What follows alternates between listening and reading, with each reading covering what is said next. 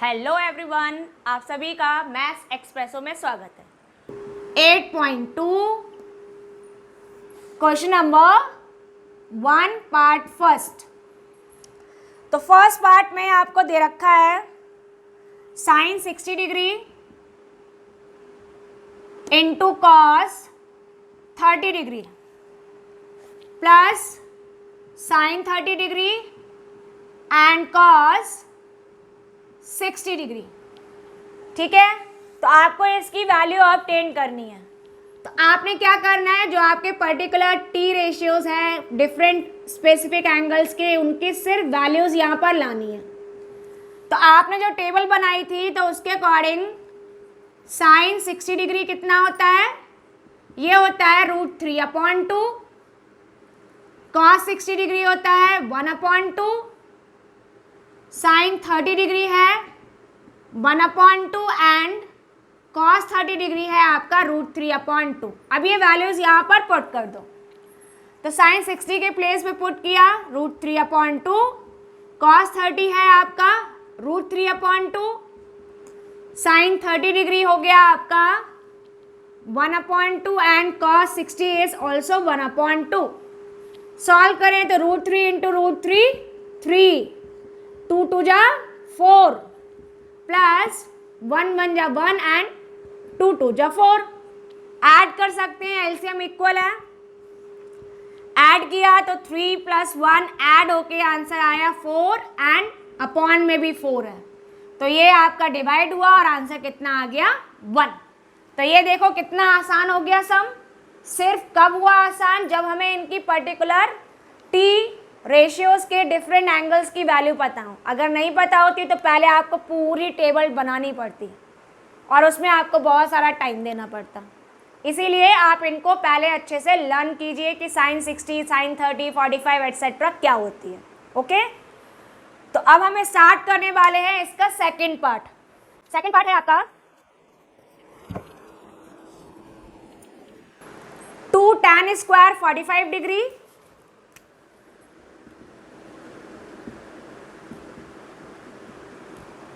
Plus cos square 30 degree and minus sine square 60 degree. तो आपको अभी पहले सिंपल टर्म्स में दे रखा था, अब आपको स्क्वायरिंग दे रखी है। तो कल मैंने आपको एक्सप्लेन किया था लास्ट टॉपिक में कि अगर आपको लिखना है साइन स्क्वायर थीटा, तो इसका मतलब क्या है कि आप साइन थीटा में साइन थीटा का मल्टीप्लाई कर रहे हो, और जब हम सेम टर्म्स को मल्टीप्लाई करते हैं तो उसका बन जाता है होल स्क्वायर। तो आप इस टर्म को इस तरह से रिप्रेजेंट कर सकते हो। तो इसका मतलब ये हुआ कि आपका 2 एज इट इज़ है, और tan स्क्वायर का मतलब ये हुआ कि हम tan 45 डिग्री की जो वैल्यू है उसका हम स्क्वायरिंग करेंगे। सेम फॉर कॉस स्क्वायर 30, तो हम इसे कॉस 30 होल स्क्वायर लिख सकते हैं and it is sine 60 degree का स्क्वायर। ओके, वैल्यूज पुट करो। tan 45 डिग्री क्या होता है 1 होता है, तो 1 पुट किया और इसका स्क्वायरिंग कर दी। cos 30 डिग्री होता है √3/2 और इसमें आपने स्क्वायर कर दिया। माइनस साइन 60 डिग्री होता है अगेन √3/2 और ये आपने स्क्वायर कर दिया। देखो ये भी आपका वही नंबर है और ये भी वही नंबर है, तो आप इसको यहीं पर कट कर दीजिए। तो रिमेनिंग कितना बचा 2 और 1 का स्क्वायर 1 मल्टीप्लाई होकर आपका रिजल्ट आ गया 2। इजीली आ गया आंसर। तो चलिए हम देखेंगे इसका थर्ड पार्ट। तो थर्ड पार्ट में बहुत और भी डिफरेंट एंगल्स यूज होंगे, तो आप उसमें स्टार्ट करो। कैसे करेंगे आप, जस्ट अ मिनट। चलिए, पेन में भी इंक आ गई। यहां पर आपको थर्ड पार्ट गिवन है cos 45 डिग्री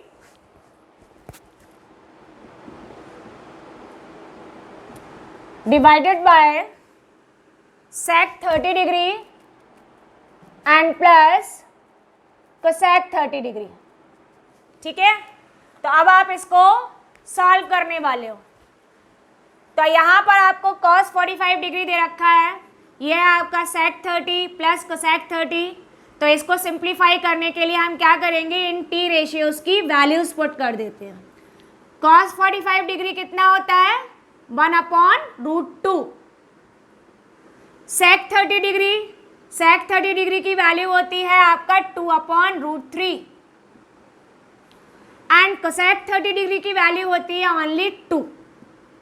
तो इसके अपॉन में हमने 1 ले लिया ताकि हम इनका एलसीएम ले पाए। ठीक है, तो ये रिजल्ट आया आपका 1/√2 एज न्यूमरेटर। √3 और 1 का एलसीएम कितना हुआ, √3 हुआ, √3 1 जा √3, 1 2 जा 2 प्लस 1 √3 में मल्टीप्लाई करेंगे तो √3 आएगा और √3 का मल्टीप्लाई इस न्यूमरेटर 2 में करेंगे तो 2√3 हो जाएगा। अब आपके पास में क्या है कि आपका एक फ्रैक्शन है सपोज a/b और उसमें हम दूसरे फ्रैक्शन से डिवाइड कर रहे हैं। तो जब किसी फ्रैक्शन को फ्रैक्शन से डिवाइड करते हैं तो हम क्या करते हैं, पहला फंक्शन कैसे लेते हो, न्यूमरेटर को एज इट इज, फिर डिवीजन की जगह पे आता है मल्टीप्लिकेशन और क्या करते हैं हम, इस टर्म का हम कर देते हैं रेसिप्रोकल। तो ये हो गया √3/2 प्लस 2√3। अब इनको मल्टीप्लाई करेंगे तो 1 इंटू √3 हो गया और √2 का अंदर मल्टीप्लाई करेंगे तो ये कितना हो जाएगा 2√2 और यहाँ √3 में करेंगे तो प्लस 2√6। मल्टीप्लाई कर रहे हो तो देखो 2√3 में अगर हम √2 मल्टीप्लाई करेंगे तो रूट नंबर्स आपस में मल्टीप्लाई हो जाएंगे और आपका √6 आ जाएगा। अब यहाँ पर 2 दोनों ही में नंबर्स में प्रेजेंट है तो हम 2 को कॉमन ले लें तो आंसर आ रहा है आपका 2 कॉमन बिकम्स √2 प्लस √6। लेकिन ये तो आंसर डिनोमिनेटर रूट में आ रहा है और आपको पता है कि हम कहीं पे भी फ्रैक्शन लिखा हो तो डिनोमिनेटर से हम रूट टर्म को रेशनलाइज कर देते हैं। तो आपको अब क्या करना पड़ेगा, अभी ये रिजल्ट कंप्लीट हो तो गया है लेकिन अभी हमें यहाँ डिनोमिनेटर से रूट को रिड्यूस करना है तो हमें इसका डिनोमिनेटर रेशनलाइज करना पड़ेगा। तो रेशनलाइज करने के लिए हम चेक करें कि यहाँ पे कितने टर्म्स हैं, 2 टर्म्स हैं तो इसका हमें लेना पड़ा कॉन्जुगेट। तो √2 प्लस √6 है तो किसका मल्टीप्लाई करोगे, √2 माइनस √6 का। चलिए मल्टीप्लाई कर लेते हैं तो यहाँ पर √3/2 इंटू √2 प्लस √6 में मल्टीप्लाई करेंगे न्यूमरेटर को √2 माइनस √6 से और डिनोमिनेटर को भी आप मल्टीप्लाई करोगे √2 माइनस √6 से। अब ये मल्टीप्लाई हुआ तो √3 का मल्टीप्लाई हम करेंगे √2 माइनस √6 में और यहाँ पर आपका जो टर्म है वो हो गया 2√2 प्लस √6 इंटू √2 माइनस √6। अब आपने एक आइडेंटिटी सीखी थी, आइडेंटिटी थी आपकी a plus B into A minus B. क्या होता है, a square minus B square. तो डिनोमिनेटर तो आपका यही आइडेंटिटी से सॉल्व होगा। आपने लिखा मल्टीप्लाई किया √3 इंटू √2 माइनस √3 इंटू √6। डिनोमिनेटर में यहाँ दोनों फैक्टर्स में आपने प्रॉपर्टी यूज किया तो ये हो गया square of √2 minus square of √6। इनको मल्टीप्लाई करेंगे तो ये आपका √6 हो गया, 3 2 जा 6। इसको मल्टीप्लाई करेंगे तो √3 6 जा 18 अपॉन में आया 2। ब्रैकेट को सॉल्व करेंगे, स्क्वायर करेंगे तो 2 माइनस 6 हो गया। तो फाइनली आपका जो रिजल्ट निकल रहा है वो आ रहा है √6 माइनस √18। ये कितना होगा, -4। तो आप मल्टीप्लाई कर लो तो जैसे ही आप यहाँ मल्टीप्लाई करेंगे तो आपका रिजल्ट आ जाएगा 2 4 जा 8 और वो भी माइनस में। तो ये तो आपका रिजल्ट हो गया। अब यहाँ पर नीचे माइनस आ रहा है और आप माइनस को प्लस करना चाहते हो तो उस टाइम पर हम क्या करेंगे, इस माइनस से इस पूरे न्यूमरेटर को डिवाइड कर दें। तो जब भी हम माइनस से डिवाइड करते हैं तो जो रिजल्ट नेगेटिव है वो पॉजिटिव हो जाएगा और जो टर्म पॉजिटिव है वो आपका नेगेटिव हो जाएगा। तो यहाँ पर √6 आपका नेगेटिव होगा, √18 आपका पॉजिटिव। तो √18 को हमने पहले लिख लिया क्योंकि वो पॉजिटिव हो गया और √6 आपका नेगेटिव है और अपॉन में क्या है आपका 8। तो इस तरह से आपको मालूम हो गया कि अगर हम यहाँ पे पर्टिकुलर एंगल्स के लिए टी रेशियोज़ की वैल्यू पुट कर दें तो आप किसी भी टर्म्स में सिंप्लीफाई करके नंबर्स में उसका आंसर ला सकते हो। यहाँ थोड़ा सा चेंज करना पड़ा क्योंकि आपके जो वैल्यूज़ थी वो रूट में आ गई, तो आपको डिनोमिनेटर को रेशनलाइज करना पड़ा। Okay, clear to all. तो अब स्टार्ट करेंगे हम क्वेश्चन नंबर 1 का पार्ट 4। फोर्थ पार्ट में क्या करना है देखते हैं। लीजिए आपका पार्ट 4 है। यहां पर sine 30 degree plus tan 45 degree and minus cosec 60 degree divided by sec 30 degree plus cos 60 degree and plus cot 45 degree. तो इनकी वैल्यूज़ हमें यहाँ पर ऑब्टेन करनी है। पूरा रिजल्ट क्या आएगा ये निकालना है। तो रिजल्ट हम कैसे निकाल सकते हैं, अगर आपको इन टी रेशियोज़ की वैल्यू पता है फॉर 30, 45, 60 एट्सेट्रा, तो हम इनकी वैल्यू एक सिंगल टर्म में भी ला सकते हैं। ठीक है, आप देखो पहला क्या है साइन 30। तो साइन 30 की वैल्यू कितनी होती है 1/2। फिर है आपका tan 45 डिग्री। tan 45 डिग्री की वैल्यू होती है 1। नेक्स्ट है आपका कोसेक 60 डिग्री। कोसेक 60 डिग्री की वैल्यू होती है आपकी 2/√3। डिनोमिनेटर में लिखा sec 30 डिग्री की वैल्यू होती है 2/√3। cos 60 डिग्री है 1/2 और cot 45 डिग्री है आपका 1। तो पहले हम ऊपर एलसीएम लेके सॉल्व करें। इस 1 के अपॉन में 1 ले सकते हैं। तो 2, 1 और √3 का एलसीएम कितना हुआ आपका 2√3। तो एलसीएम हमने न्यूमरेटर में लिया 2√3। यहाँ 2 है तो √3 का मल्टीप्लाई 1 में होके √3 आ गया। यहाँ पर 1 है तो 1 का टेबल 2√3 में 2√3 टाइम्स जाएगा। 1 में मल्टीप्लाई करेंगे तो ये आपका 2√3 हो जाएगा। देन माइनस √3 का टेबल 2√3 में 2 टाइम्स जाएगा और 2 का मल्टीप्लाई 2 में करेंगे, आंसर आ गया 4। अब है आपका डिनोमिनेटर में। तो डिनोमिनेटर में भी सेम वही √3, 2 और 1 है तो एलसीएम कितना आ गया 2√3।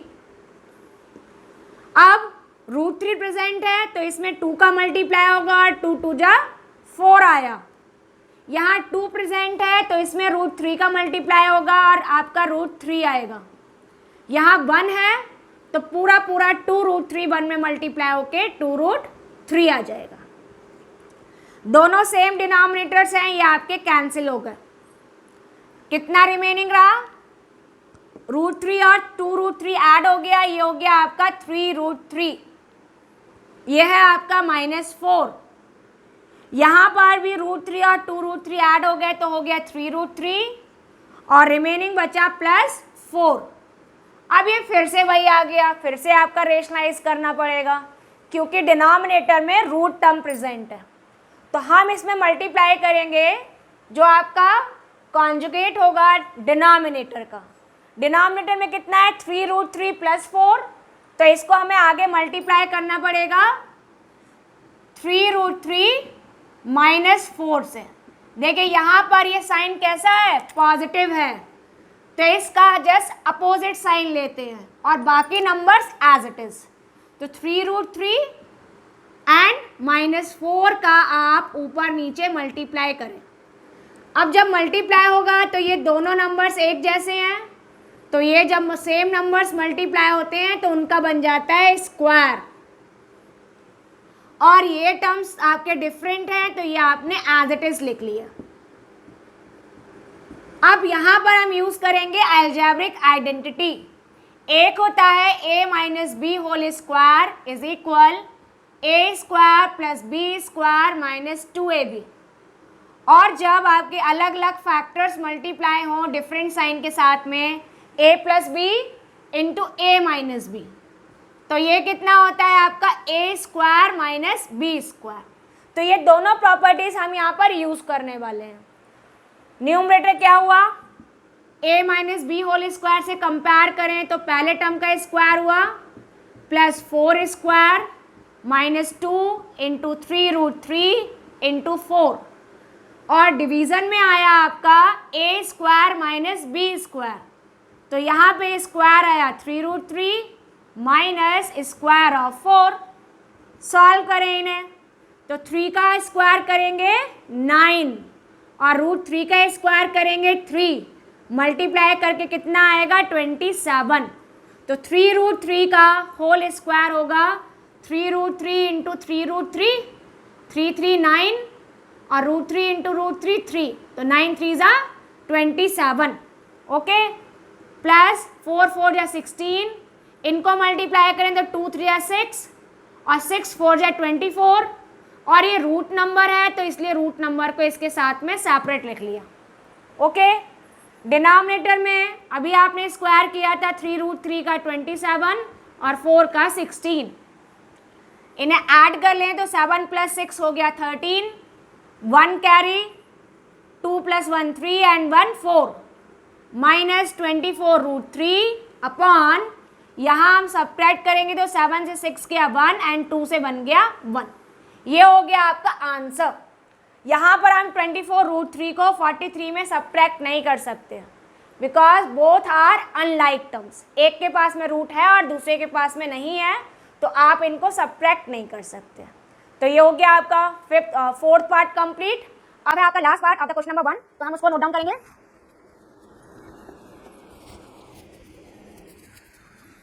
फिफ्थ पार्ट में आपको एक और टर्म दे रखा है, काफी लेंथी सा, देखते हैं कैसे निकालेंगे रिजल्ट। सम है 5 cos square 60 degree plus 4 sec square 30 degree minus tan square 45 degree upon sin square 30 and plus cos square 30 degree. तो देखो अभी हमने फर्स्ट सम में सीखा था सेकंड पार्ट में कि आप इनका स्क्वायरिंग कर देते हैं।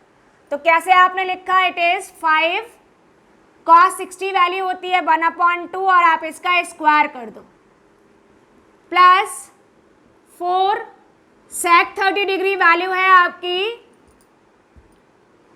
2/√3, आपने इसका स्क्वायर कर दिया, ठीक है, और tan 45 डिग्री है आपका 1, आपने इसका स्क्वायर कर दिया,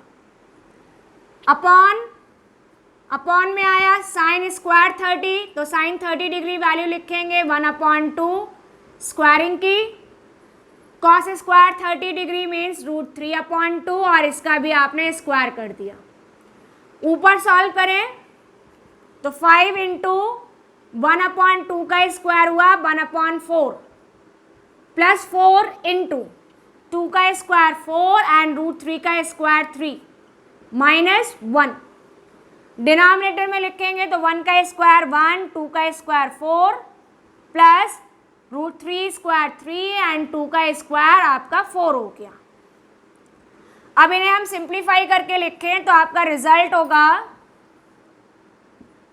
5 इंटू 1/4 मीन्स 5/4 प्लस 4 4 जा 16 अपॉन 3 एंड माइनस 1, इसके अपॉन में हमने 1 लिख लिया। क्यों लिखा, क्योंकि हम एलसीएम ले गए तो हमारी प्रॉब्लम सॉल्व हो जाएगी।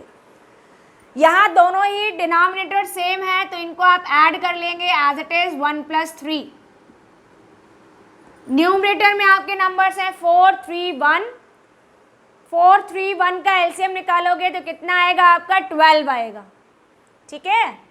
तो 12 हो गया आपका एलसीएम 4 3 जा 12, 3 5 जा 15 प्लस 3 4 जा 12 एंड 16 4 जा 64, 1 12 जा 12, 12 का 1 में मल्टीप्लाई करोगे 12 और अपॉन में कितना आया 4/4, ठीक है। तो 4 से 4 कट गया, नीचे से 1 रिमेनिंग है, इनको ऐड कर लें। 5 + 4 9, 6 + 1 7 -12/12, ये रिमेनिंग रहा। तो फाइनली आंसर हो गया 9 से 2 सब्ट्रैक्ट करेंगे 7, 7 से बन गया 6/12। तो देखो इसका तो आंसर इजीली आ गया, क्योंकि स्क्वायर हो रहा था नंबर्स का, तो आपका डिनोमिनेटर रूट में नहीं आया और ना ही आपको रेशनलाइज करना पड़ेगा। तो इसी के साथ आपका क्वेश्चन नंबर 1 कंप्लीट हो गया।